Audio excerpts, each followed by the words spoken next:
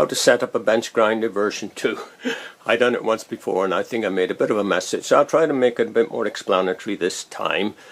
If you go to bench grinder, you want to set it up. You want to set it up on a firm base, and what you want is there's the base of my grinder, and you also want a water supply close to hand. There's the water supply close to hand. There's the firm base, and good lighting up above. There's my lighting. So that's what you need. Got individually switched lights, one for each wheel, and you can take them over if you want to, and you have 2 lights on one wheel, but that doesn't make any difference. I'll move that over there. Now then, what you can do is, if you haven't got a wall where you can fix it to with a firm base, you can actually make a pillar by using 9 by 8 inch concrete blocks, lay them flat on mortar on a firm concrete floor or whatever, or a footings, and if you put 7 high and also the bench grinder support, then you should reach about the right height, which will be level with your belly button. That's the right height for you. So now you've got a firm base, got a good water supply to close to hand, you've got lighting, and that's it. You want to set it up. You may notice I've taken the guards off here. I've taken them off because I don't like them, and I use goggles instead. Now then, what you want to do if you want to set up the grinder is, first of all, see how bad or good your grinder is. Now, I switched this grinder on, and 2 ways of checking how much vibration is on a grinder. You can put something on the top, something like a nut, and you can put something else on if you want, like that, and you could turn it upside down and it makes it even more accurate. Now then, I might be able to get that to stand up. Yeah, I got it to stand up. And that, I might be able to get that one to stand up. Let's see. There we are. Now then, that's one way of doing it, and that's a good thing.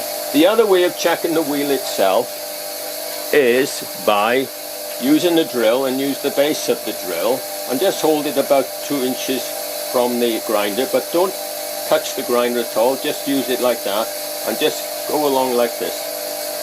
And you should be able to do that without it jiggling about.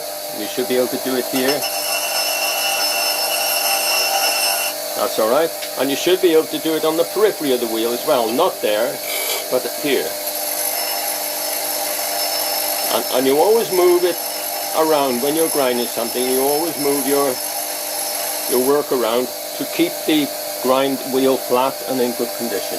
Now that worked alright, and these worked alright, so we can take them off, switch that off, because we know that that's right. But if it showed problems like that drill vibrating or those falling off, then it shows that the grinder needs setting up. Setting up means to get the wheels running true, with no throw in the wheels, either radially or laterally. So what do you do? Well, what you need to do is take the wheels off, put them on from the beginning in a very regulated process, and at the end you should have a grinder running very sweetly. You may notice that I haven't got rubber feet on this. The rubber feet wore away eventually. It's about 12 years old, and rubber feet. So what I done, I put an aluminium plate on there to protect the capacitor, which is underneath, and then I put some rubber tube, 4 pieces of rubber tube at the end, and I put bolts on the center so that it's got nice spring. That is reinforced rubber tube, and it's got a nice spring to it. And you put rubber washers on there to make sure that you've got no vibration transmitted from one part of the machine or the base to the other and causing problems. But now then, we've got to set it up now so that the wheels are running true. We've done all that and everything up to date.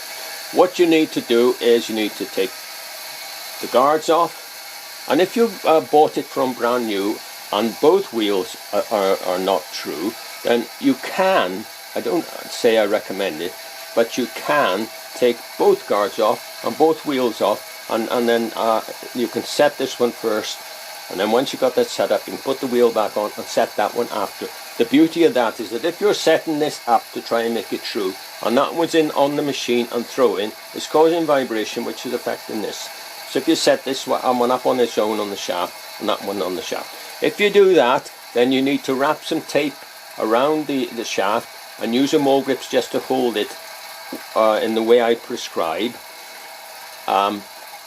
You don't have to hold it tight, it's only just until you just tighten this knot a little bit, and then you catch hold of the wheel. Now I can't catch hold of the wheel at present because it's still running. So what you do, you take the guards off. You can take that one off, or you can do it one at a time. I always do it one at a time, but there we are. So take the guards off, get a spanner, assimilate it, undo the nut. I'm not going to true these up because they're true already. Undo the nut, take the nut off, there's a flange. Take the flange off, there's the wheel. Take the wheel off, and then you come to another flange. The hole in that flange is bigger than the other flange, and it's sitting against the distance piece. The distance piece goes from the flange to about here where the bearing is, and that sets where the wheel is in the cavity there. Now then, the distance piece is just like a piece of tube. Don't take the distance piece out, because if you do, when you push it back, you may push dirt into the bearing. There's no need to do that, so do not take the distance piece out. But you've got the flange. Now then, the flange, where the flange mates up against the distance piece on the hole, let's see, how can I explain it? With a grind wheel like that, the flange will be sitting about there. The flange will be sitting against the distance piece. You want to, have I got it? Yeah, I've got a, and you pretend that is the flange, and there's the hole in the flange. You want to roughen where it meets against the distance piece, because I found that when you're tightening up, if that is slick against the distance piece, then what happens is that the wheel won't tighten because the shaft will rotate.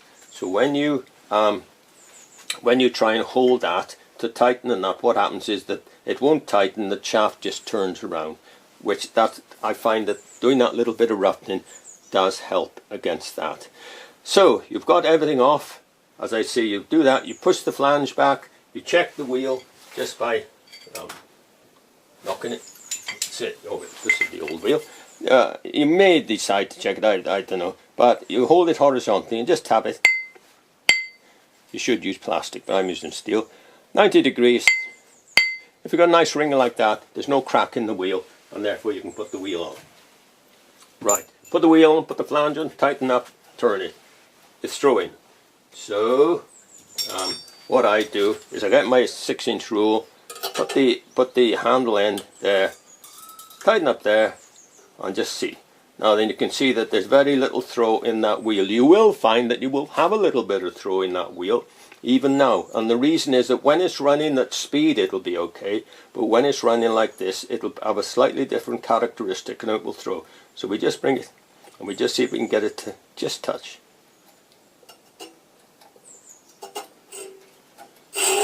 There we are. So the throw in there must be virtually a micron. So that's it. So what that does is if you've got a lot of throw, you'll hear it and you'll see it. It gives you an indication of what. So what you're going to do then is you've got to try and get it better. The only way I know of getting it better is to rotate that wheel around the shaft and try again. The reason being that because the flanges are not particularly well made, you've got to try and find what I call a sweet spot where they're running as true as they can. The way to do that, I find, is this. You've got your spanner, hold the wheel like that, undo the nut just a little bit, just so long as it will rotate on the shaft, no more. Put your thumb up against there, put your hand against there, and pull downhill. Now if I held that tight, what would happen, that because we've undone the nut a bit, this wheel will rotate around the shaft, and therefore we've rotated the wheel around the shaft to a different part, and it may run better, it may run worse. So what you've done, you got as far as there, right? Come back to here, change hands over, and tighten up the nut again. Try it. It'll either be better, it'll either be the same, or it'll either be worse. We don't know. I don't know, but it'll be one of those. So, unlikely to be the same. So, it might be a lot better. It might be almost perfect. It might be a lot worse. If it's a lot better, you've got a decision to make as whether you want to leave it like that, it won't be perfect, or try again. The danger is that because of the nature of the beast, it will always be different. So, you've got a choice to make. The choice is wrong, it's gone worse, you just got to carry on with the process. You know how good you can get it and you want to get back to that stage, or you can make it better. So that's the decision of yours. So what you've got to do then again is undo the nut just a little bit, put your thumb up against that, hold that tight, I'm only simulating it, and then we want to rotate that around the shaft. So I'll just let that go like that, come back here, tighten up, try again. You might have to do that 5 times, you might have to do it 25 times. I don't know, it might take you 10 minutes, it might take you half an hour. It might take you longer, that's up to you. But this first stage process, of a 2-stage process, is probably the most important of all, because you're getting your wheel as true as you can without removing any of the wheel. Now then, after you've got it as true as you can, we'll dress that wheel with a diamond dresser. But if you don't get it totally true, or you get it way out and you decide to dress the wheel even though it's wobbling a lot, then there's 2 things happen. One, you've got to use the diamond a lot, and that will wear the diamond out. The second thing is that because from where you can dress it to the center of the wheel is about 2 inches, and that 2 inches, although you dress this true, will be running out, so you will never get it to run perfectly. And ideally the whole wheel ought to be dressed, but that's as good as it gets. Now the other thing is that when you're doing this and you're holding that and you come down like that, always downhill. You're holding that tight and this is turning. Well, you turn that downhill, alright? Never uphill, because what happens is if you do that, then the danger is, because that's a left-hand thread, you work out the reason for that, that if you turn it uphill, you will slacken that nut. The wheels always turn downhill, and the nuts are the thread designed so that the action of the wheel is always trying to tighten the nut, and that's why you don't need to tighten a grinding wheel tight. So that's that. If you take both wheels off, you won't have that wheel to work on, but you will have a mole grips with some insulation tape wrapped around the shaft, and you can hold the mole grips, because it doesn't take much to turn it, and then when you come round you can do it like that. Do not switch the grinder on with this in process, because that mole grips will disappear, and it doesn't have to be bone tight, because when you come back here, this is where you tighten it. How tight do you need to tighten a grinding wheel? Not a lot. A lot of people tighten them much too tight, and because the action of the nut is always to try and tighten itself.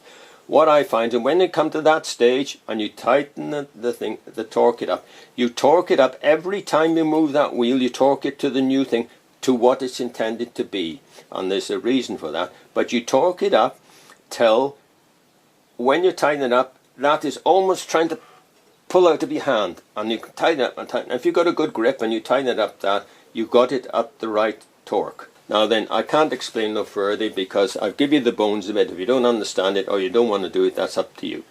Right, we come to that is the first stage process completed. You can do that the same on that wheel if you got the guards off and you got the nous and able to explain to yourself what you've got to do. And so that process is over. We'll assume that you're just dressing the one wheel only. Put the guards back on. Now we want to dress the wheel. How do we dress the wheel? With a dressing stick. Here's a dressing stick. This is a dressing stick. You can buy them from Cromwell Tools online, or you can buy them from Machine Mart or whatever in the UK. And that is that. Now then, on this dressing stick is a little, I put it on myself obviously, is a little, I forget what you call them, like a Jubilee clip, but it isn't actually a Jubilee clip, that fits that exactly. It's quite coincidental, and if you try and open that little thing, you can actually move it up and down the shaft and it stops where you put it. Now that gives you a big advantage, because you've got some way of gauging where you're on the wheel.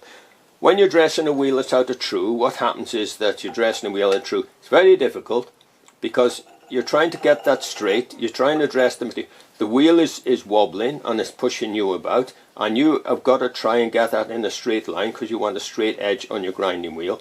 The best thing to do is make up a jig, or a series of jigs, got some here. And a jig is anything that assists in doing the process, what you're doing. This little tool, or jig, or whatever you like to call it, goes in there. If I clamp it there, I've got a means of dressing that wheel now by putting that against that little ledge against there and dressing that like that. That gives you a straight edge, and it enables you to get parallel with the wheel. Quite an advantage. Now then, you can use it for that, but you can't use it for that, you can't use it for that, can't use it for that, because all them gaps are different. So you want 4 jigs on for each gap. 1, 2, 3, 4. This is number 4. I've got little dots in it. That's number 2. Got another one here. That's number 1 for over there, and that's number 3 for here.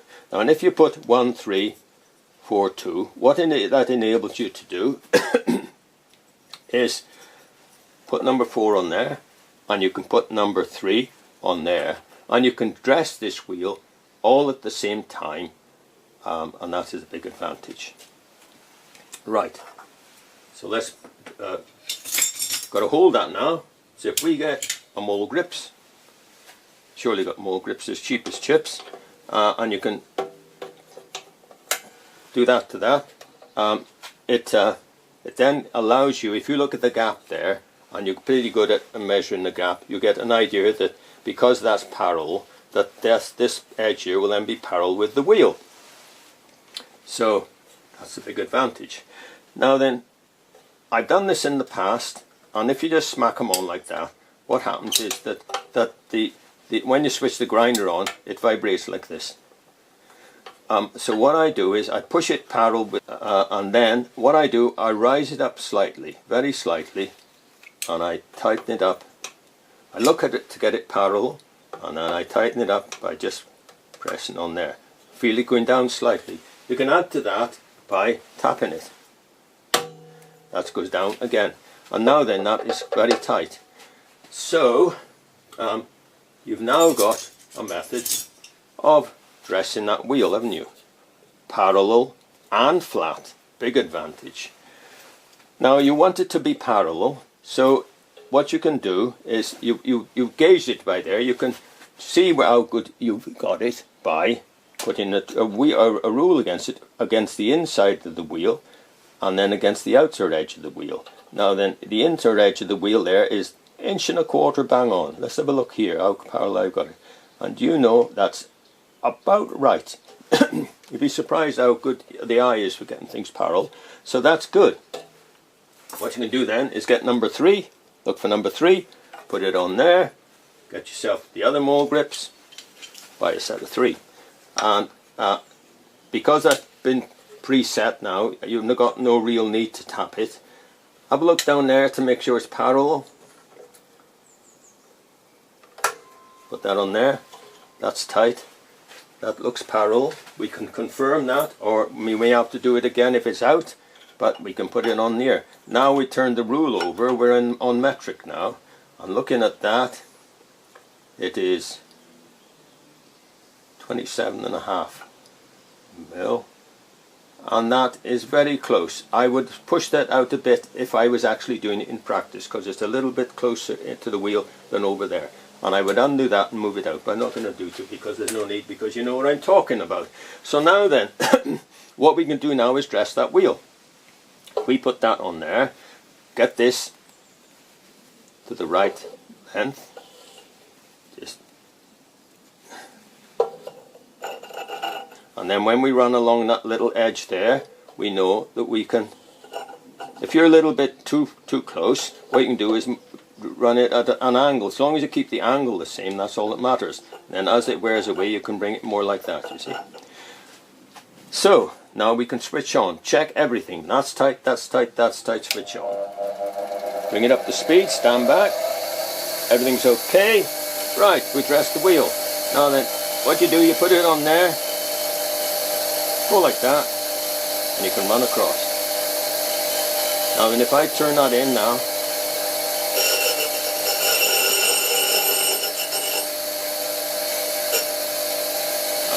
I don't want to dress the wheel too much. I don't want to dress this wheel too much because these are quite expensive. They come out about £10. There's a carrot. The diamond doesn't last very long. The first time you get it, it cuts like butter and you think, oh, this is brilliant. After you've done it about 4 or 5 times, it starts to lose its shine. What happens? It gets round and you've got to put more pressure on the wheel and it's not taking off much dust. Once it gets too round, then the side pressure on the wheel is too much, so much that it's actually altering the adjustment that you're making on the wheel, and therefore you've got to either get your diamond recut or get a new one. So you want to use your diamond as least as possible.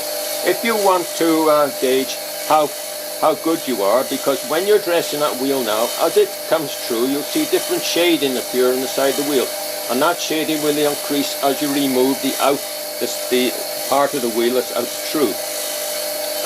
What you can do is when the wheel is stopped, I should have showed you, is if you get a blunt pencil and you put it against it and you rotate it by hand, you can put a mark right around the wheel, and you put a mark on there, and you put a mark on there.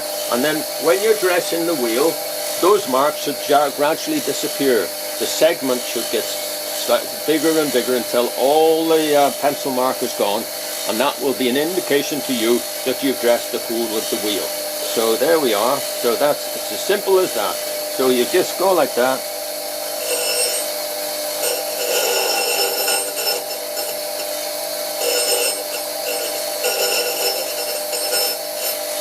Obviously you'll be taking up much more wheel than I'm doing because your wheels would be out through.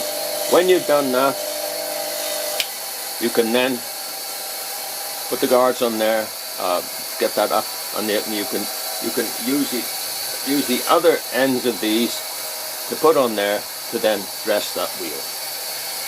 So that's it. That's as simple as that.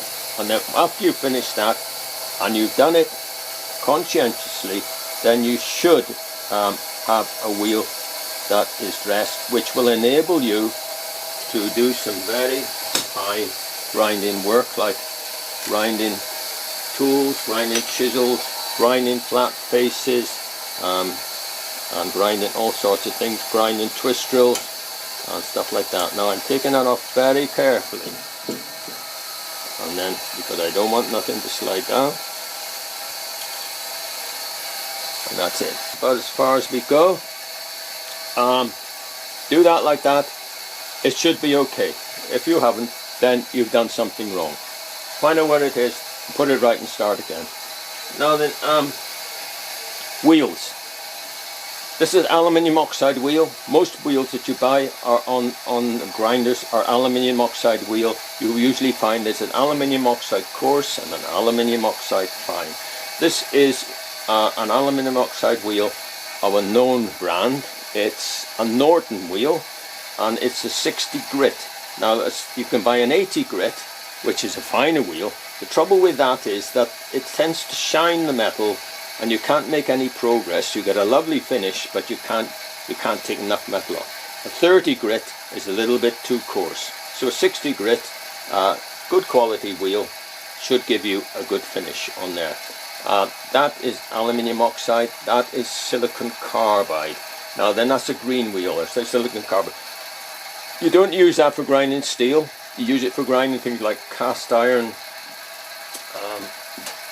Most of all, tungsten carbide bits like this. That there. I'll just go around and show you. I hope we've got enough time, but I've got to go around the camera. But see that? If you go on there,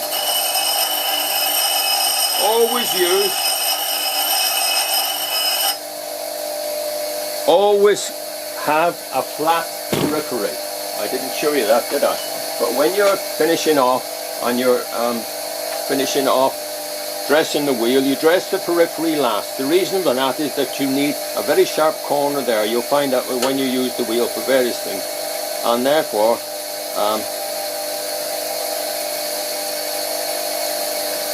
you grind that side and that side, and then you just got the periphery to grind. You see a little mark on there that could be there. Now then, you get the gauge right, and then you go along just like that.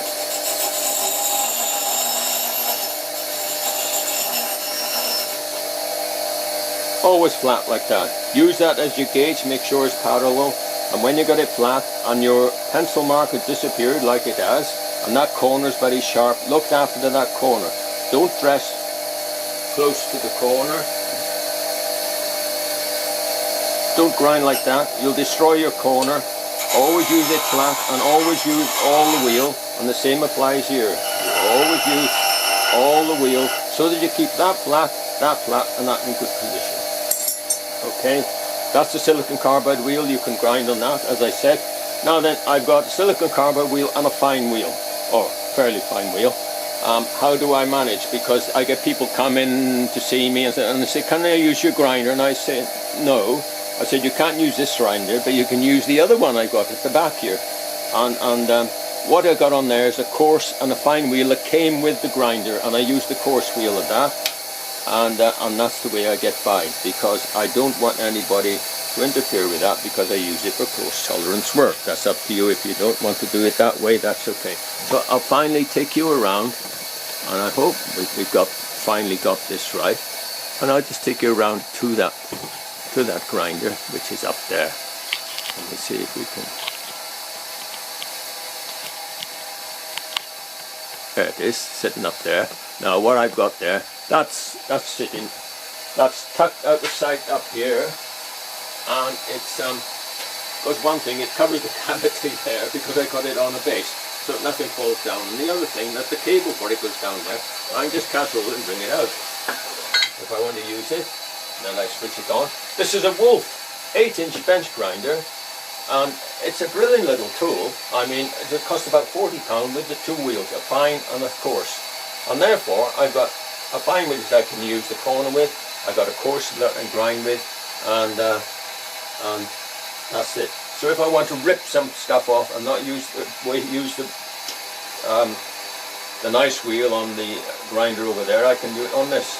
Now that I've got a tool here, let's have a look at this. That one's grinded, so I can just get on there, move around on the periphery of the wheel, and you see that's finer. So I can use the coarse wheel on there, and then I can go over there and then use it on the good wheel to get that right. And I can just rough that off, just like that.